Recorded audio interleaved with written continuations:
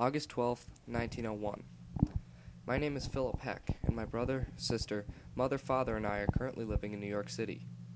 I've lived in New York since I was born. We've been in the same tenement ever since I can remember. My father, brother, and I work in a small restaurant kitchen in Manhattan. Most days we walk to work and then spend long hours in the kitchen, washing dishes and carrying in food to resupply the freezer. My mother and sister work in the new Triangle Shirtwaist factory that was built last year. It's a really nice building, but my sister always talks about how bad the conditions are. Based on how they look when they come home at night, I believe her. My parents always tell me that we don't have it as bad as Grandma and Grandpa did, though. In 1842, they came from Germany. From what I hear, the journey to America was very rough, and it was even tougher trying to settle in. Whenever they talk about my grandparents, it's really hard to imagine that they had it harder than we do now. It's been a very hot summer, and if it wasn't for the new Tenement Act that was passed back in April, these summer months would have been miserable. Some men came last month and put toilets inside the building for us to use. They also put lights into the ceiling. We can actually come home at night and not have to worry about trying to make our way upstairs in the dark. I'm just really happy that I don't have to go outside during the winter to use the bathroom. My father says that it's the first step of many towards the improvement of our life, but I think he just doesn't want to get our spirits down. As far as I'm concerned, things can't get any worse. November 21st, 1906. It's 1906, and 5 years hasn't brought along much change. My brother was married last year and moved a couple blocks down. He also quit his job in the kitchen and started working in construction. My dad and I, however, still work there, and he thinks that he will soon be taken in as an apprentice to the head chef. I really hope he does. It would be nice to be able to see my mom and my sister go to bed with full stomachs. Next month, I plan on moving out and finding a place to stay with my girlfriend. I'm not quite sure yet if I want to stay and work with my dad. My brother keeps telling me that things are way better in construction. I guess it's just something I'll have to think about. One industry I won't be going into is the meat industry. They just had an act passed as a result of all the bad journal coverage about the sanitation and distribution of the meat. Upton Sinclair even wrote the book The Jungle that talked about the horrible conditions the workers endured and revolting truth behind the care of the meat.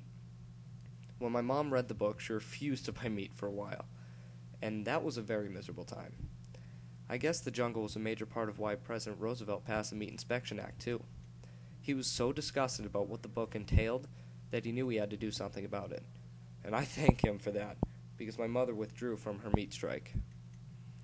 March 26th, 1911. Yesterday I witnessed one of the most horrific and life-altering events of my life. The shirtwaist factory where my mother and sister work caught on fire, and over 140 girls died. My brother and I were working on a building not too far away when we saw smoke begin to rise. By the time we saw, all of the workers were dropping what they were doing and rushed to the factory.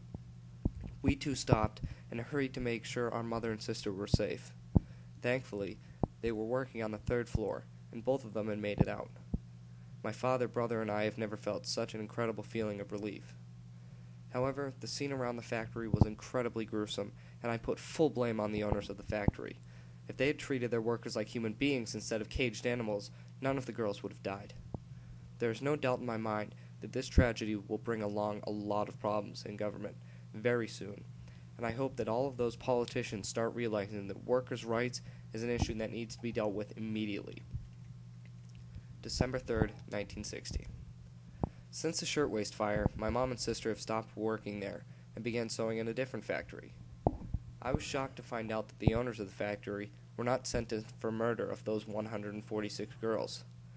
They also opened a factory across the street, and the inspector who came to check out the building found that they blocked an exitway with sewing machines. It's men like that will never change.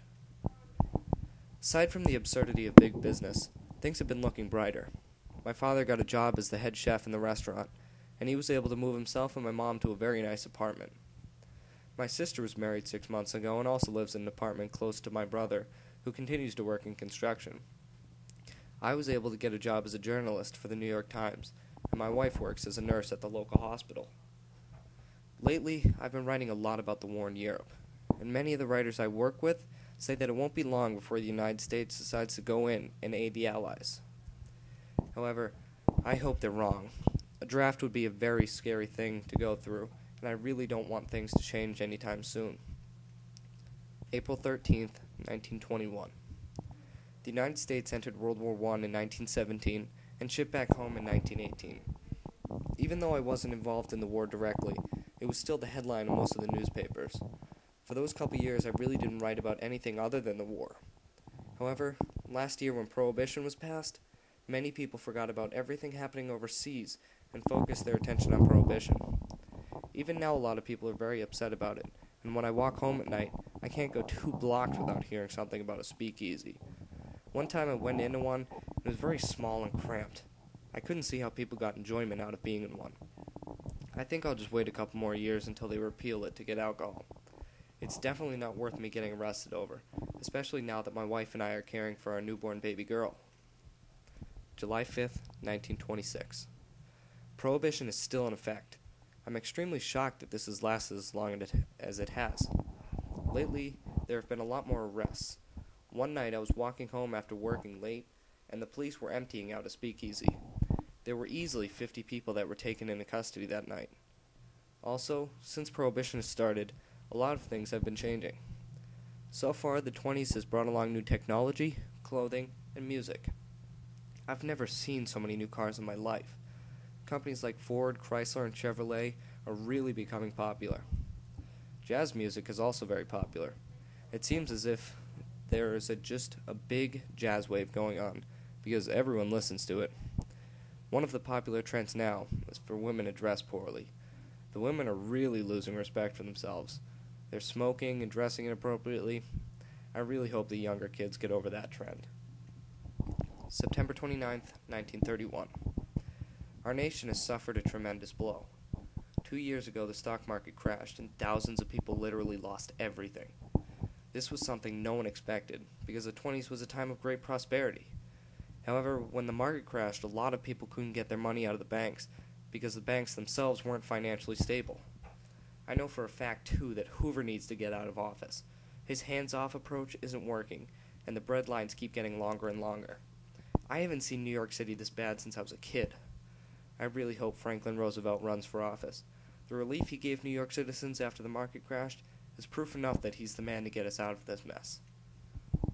January 19th, 1936. It's just as I had predicted. President Roosevelt was the man to pull our nation together. It seems like as soon as he got into office, he was shoving bills through Congress like clockwork. He has created relief organizations like the CCC, the NIRA, the WPA, and many more. My nephew, who's 22 years old now, actually joined up with the CCC when he was struggling. He made $5 every month and sent $25 back home to his wife and baby boy. I guess he knew someone that would let him into the CCC, even though he had a family, but they normally didn't do that. I still can't believe my nephew has a family all his own. Even my girl is 15 now, and my sister's kids are about the same age too. It's too bad my father wasn't here to see our kids all grown up. He passed away 4 years ago, and when he did, I moved my mother in with me. I was able to get a house outside the city. The market may not be doing well, but we still need journalists. I hope we continue to stay somewhat unaffected, and if we think and act intelligently, I think we'll be okay. December 8th, 1941. The Japanese have bombed Pearl Harbor. I've been awake for the past 2 days writing about it. The Japanese Navy planned a stealth mission, and they flew in yesterday morning and destroyed half of the U.S. Pacific Fleet. They were afraid the fleet would interfere with the military actions they were planning. Today, the United States declared war on the Empire of Japan. This was an action that could have been predicted, but no one could have imagined it occurring on the heels of a disaster like this. However, I have trust in FDR and his ability to rally our nation together and win this war. July 9th, 1946. The war is over. After Truman dropped the bombs on Hiroshima and Nagasaki, the Japanese surrendered. Soon after, the war ended. It actually seems like we're reaching the light at the end of the tunnel. The economy has recovered, none of our boys are overseas, and my family made it through it all. Even the world as a whole is looking brighter. The United Nations was formed, and many people feel a lot better about our relationship with the rest of the world. This group proves that we are starting to come together and solve problems with words and not lies. The United States has come a very long way. since the time when I was a kid, and I remember it being virtually nothing compared to the way it is today. I retired a couple months ago too, and now I can finally relax and watch my kids, and my grandkids, and my brother's grandkids, and my sister's grandkids grow up in this great nation just as I did.